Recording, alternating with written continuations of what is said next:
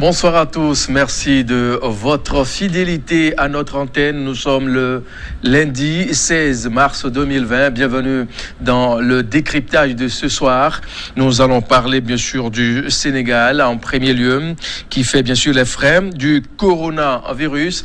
Et il vous en souvient, depuis le mois de décembre 2019, la Chine a été l'épicentre bien sûr de ce virus qui fait parler de lui. Déjà, plus de 3500 morts en Chine continentale et l'Italie en deuxième position et l'Espagne en troisième position. À travers le monde, c'est la panique totale. D'aucuns parlent bien sûr de l'épidémie, pour d'autres, c'est de la pandémie. En Afrique, on parle bien sûr de ce virus et le Sénégal n'est pas du tout épargné dans l'espace CEDEAO. Pour passer l'actualité à la loupe, notre éditorialiste de maison est avec nous. Mamadou, bonsoir et merci d'être là. Bonsoir Mathieu. Alors, vous suivez l'actualité, hein, tout comme les autres, comme nous autres également, sur ce virus qui fait parler tristement de lui.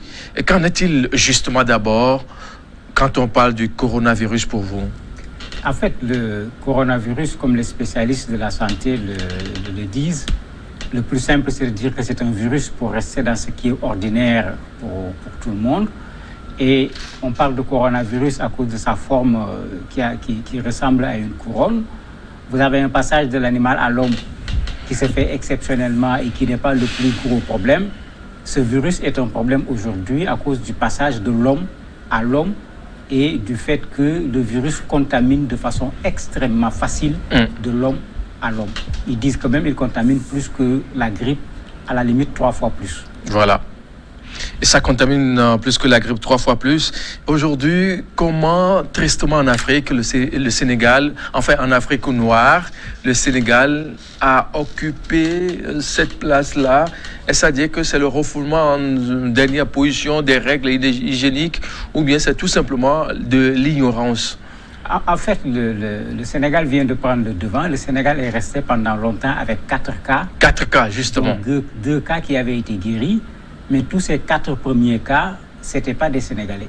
Voilà. C'était des Occidentaux. Et bien sûr, dans leurs règles de vie, puisque c'est des gens qui vivent plutôt de façon individuelle, un a contaminé son épouse, l'autre habitait pratiquement tout seul. Il n'y avait pas de risque de contact, comme disent les médecins, de sorte que la chose a pu être contenue.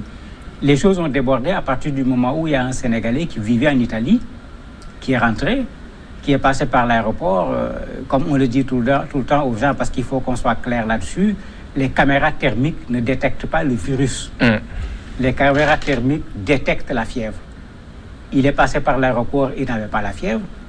Mais il est rentré chez lui, comme d'habitude, en Afrique. Ce n'est pas cette vie à l'occidental où tu es seul. Et quand on dit il vient d'arriver, tout le monde vient, les cousins, les tantes, etc. Les tantes, tout le monde a envie de dire bonjour, bonne arrivée. Qui a contaminé 16 personnes dans son entourage, en commençant par son épouse, même un de ses enfants qui a 2 ans et demi, etc. Donc c'est ça qui a déclenché ce taux au niveau de l'infection au Sénégal, dans une zone bien précise au niveau de Touba, qui est actuellement sous très haute surveillance. Qui est actuellement sous haute surveillance quand on sait que le Sénégal est l'un des pays réputés en matière bien sûr de santé. Et on a vu dans d'autres pays, la guérison du virus n'a pas été vraiment ça, mais le Sénégal a réussi à guérir 2 personnes d'abord. Que faut-il faire concrètement à l'heure actuelle? En fait, il faut suivre dans ce genre de situation 2 choses. La première chose, c'est les spécialistes en la matière. Mais Dieu merci, au Sénégal, il y en a. Celui qui est là-bas actuellement, le professeur Moussa Seydi, que j'ai croisé d'ailleurs à l'université, est quelqu'un de connu à la matière. C'est lui qui avait vaincu l'Ebola quand un cas était venu au Sénégal, un cas étranger. C'est lui qui avait géré ce cas et on est resté avec ce cas jusqu'à ce qu'on en finisse avec Ebola. Donc, il y a des structures qui sont là. Il y a le service des maladies infectieuses qui est là, qui existe depuis fort longtemps.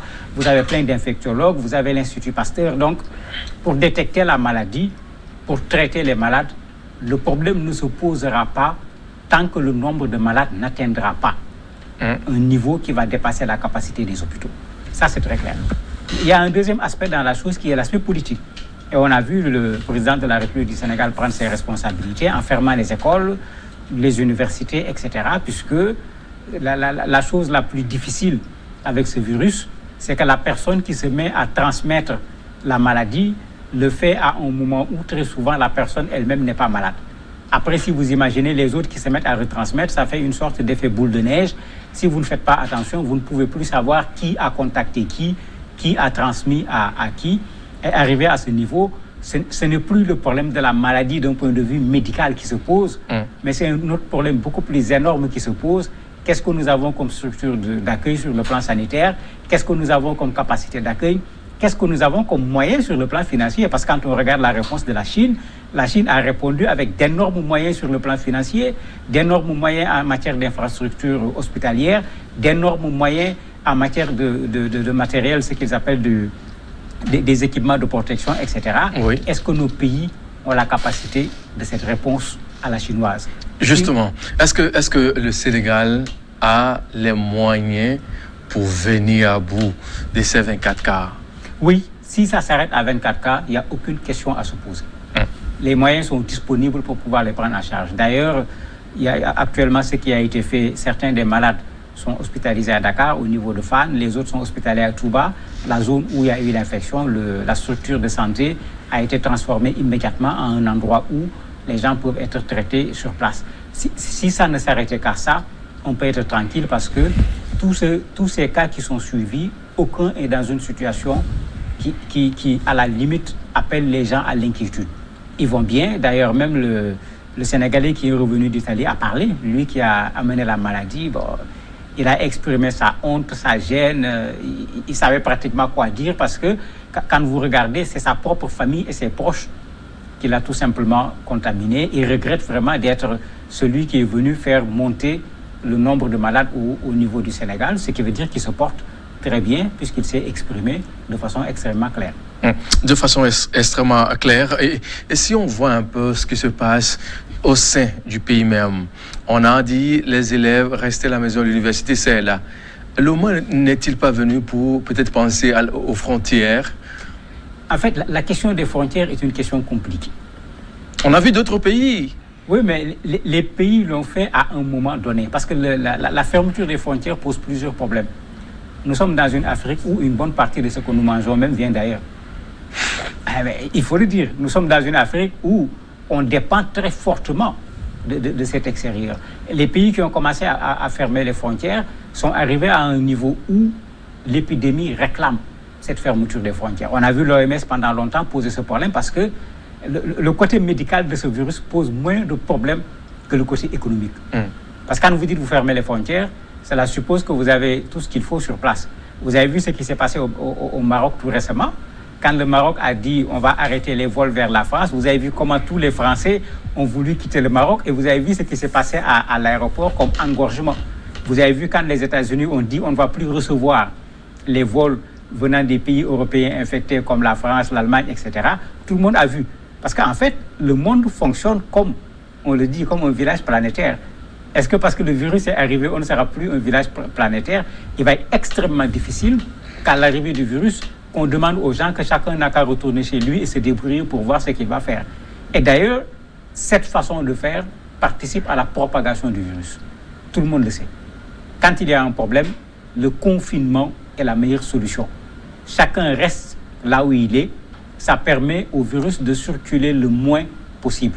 On a vu au Sénégal, tous les virus qui sont venus au Sénégal sont passés par les avions. C'est la raison pour laquelle certains ont dit le plus simple, c'est de fermer tout simplement l'aéroport, comme d'ailleurs certains pays l'ont fait. L'Arabie Saoudite a fermé ses aéroports aux vols internationaux. L'Allemagne commence à fermer ses frontières. Le Chili l'a fait, l'Argentine, etc. Mais c'est quand ça atteint un certain niveau. Quand cela est à un niveau où on peut contenir, on n'est pas en train d'aller vers un pic. À mon avis, fermer les frontières crée également un autre problème qui aura une dimension aussi importante que la maladie elle-même. Il est bien vrai que le moment n'est pas peut-être venu pour fermer les frontières, mais la riposte dans tout son ensemble, comment vous pensez que ça doit être mené? Pour moi, il faut une sorte d'union sacrée. Et j'ai bien aimé ça au Sénégal, bien qu'on a une opposition très radicale, qui souvent a l'art de la critique, mais quand le président de la République a parlé, on n'a pas vu un membre de l'opposition sénégalaise tenir le discours contraire.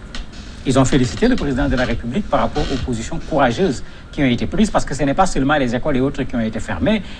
Les manifestations religieuses sont interdites, les regroupements d'un grand nombre de personnes, tout est interdit pour ne pas donner l'occasion au virus de pouvoir continuer. Et ce n'était pas évident dans un pays, dans un Sénégal où, à cette époque-ci, nous avons des cérémonies annuelles religieuses qui devaient se faire. Tout le monde se posait la question, est-ce qu'elles vont avoir lieu ou pas?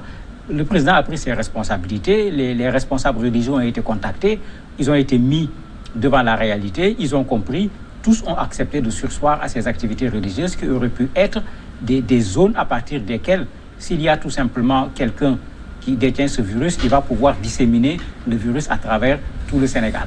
Et ces religieux également ont compris, ils ont fait des messages pour dire aux gens que tout le monde comprenne qu'il faut une union sacrée si nous voulons en finir avec ce virus-là, qu'on respecte les consignes qui sont données par les spécialistes en matière de santé.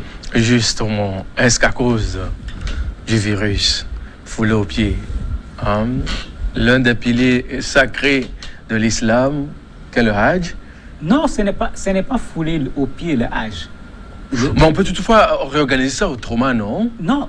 En mettant un système sanitaire bien en place, repenser autrement les choses, que de dire que ça ne doit pas avoir lieu. Ce n'est pas possible. L'Arabie Saoudite n'a pas plus de capacité que la Chine. Okay. La Chine a fait 3 mois et la Chine n'a pas encore fini avec le virus. L'Arabie Saoudite a les moyens sur le plan financier.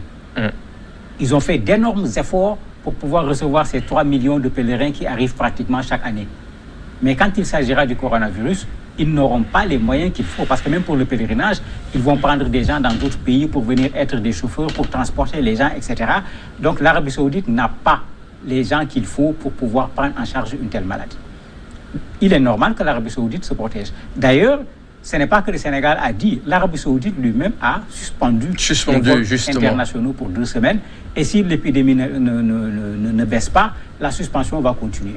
Maintenant, ne pas faire le Hajj ne pose pas nécessairement problème. Parce que ça aussi, il faut le dire. C'est vrai, c'est le 5e pilier de l'islam. C'est vrai, il est extrêmement important. Mais ce n'est pas parce qu'un musulman n'a pas fait le Hajj qu'il n'est pas musulman. Ce n'est pas une condition sine qua non, ni pour être musulman, ni pour aller au paradis. La deuxième chose, imaginez que l'Arabie Saoudite dise aux gens, venez. L'Arabie Saoudite a déjà des cas, parce que les gens l'oublient. Il y a déjà des cas en Arabie Saoudite. Vous imaginez plus de 137 pays qui vont en Arabie Saoudite pour le pèlerinage. Si le virus se disperse au niveau de ces gens et qu'ils retournent chez eux, quelle réponse on pourra apporter à cela? Dernier élément, dans les règles même du pèlerinage à la Mecque, c'est-à-dire dans les règles islamiques elles-mêmes, pour aller faire le pèlerinage, il y a des conditions qui doivent être remplies. Et une des conditions, c'est de pouvoir mettre en sécurité les pèlerins. Et quand on dit mettre en sécurité, c'est aussi bien à l'arrivée, c'est-à-dire à la Mecque ou à Médine, que le chemin par lequel on passe. Aujourd'hui, il y a un problème de sécurité d'un point de vue sanitaire. Avec un problème de sécurité d'un point de vue sanitaire, on peut surseoir au pèlerinage à la Mecque et d'un point de vue religieux, cela ne pose aucun problème. Justement, cela ne cause aucun problème. Mais pour d'autres pays également qui vont au Sénégal pour aller, bien sûr, remplir ce 5e pilier de l'islam là, comment ça va être géré concrètement dans tout son ensemble quand on sait que le Sénégal est l'un des pays à un pivot en matière de la pratique de la religion dans tout son ensemble? Oui, c'est vrai que l'exemple sénégalais va faire certainement tache d'huile. Oui. Mais l'exemple sénégalais, quand le ministre des Affaires étrangères parlait, il a été très clair. À l'heure où je vous parle, aucun pays ne peut prétendre aller à la Mecque pour faire le pèlerinage. L'Arabie Saoudite a écrit aux États pour leur dire qu'ils suspendent toutes les activités liées au pèlerinage parce que, comme je disais tout à l'heure, à côté du virus, du côté sanitaire, vous avez un problème économique qui se pose. Puisque à pareil moment, par exemple, certaines agences du Sénégal étaient déjà allées en Arabie Saoudite, ils avaient déjà discuté pour occuper des hôtels, ils ont déjà donné des avances, etc. Vous imaginez si les pèlerins disent à ces gens « remboursez-nous » alors qu'ils ont déjà payé. C'est pourquoi l'Arabie Saoudite a écrit aux États en leur demandant de suspendre toute activité liée au pèlerinage à la Mecque jusqu'à nouvel ordre.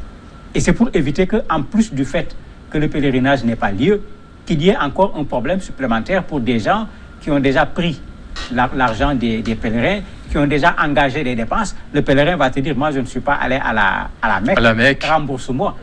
ce que j'avais cotisé. Au Togo, l'année passée, c'était 2 250 000. Ils te demandent de lui rembourser ces 2 250 000 alors que tu as déjà investi un certain nombre de millions pour pouvoir réserver les meilleurs hôtels, pour pouvoir réserver les meilleurs restaurants, etc. En ce moment, ça posera un énorme problème. Et les Saoudiens ont vu aussi bien le côté sanitaire que le côté économique. C'est pourquoi ils ont demandé aux gens de surseoir à cela. Et pas seulement pour les étrangers. Même les Saoudiens aujourd'hui, on leur demande de ne pas aller faire même ce qu'on appelle le petit pèlerinage, tourner autour de la Kaaba, puisque le risque est toujours là pour pouvoir disséminer ce virus. Et la position de l'Arabie Saoudite, je trouve que c'est un principe de précaution qui est un principe existant dans la religion musulmane. Je partage parfaitement ce principe de précaution. Les autres pays doivent tirer exemple du cas du Sénégal, où l'État sénégalais a réagi immédiatement pour éviter de se retrouver lui-même demain avec un conflit entre les agences et ceux qui sont candidats au pèlerinage et qui ont déjà donné leur argent.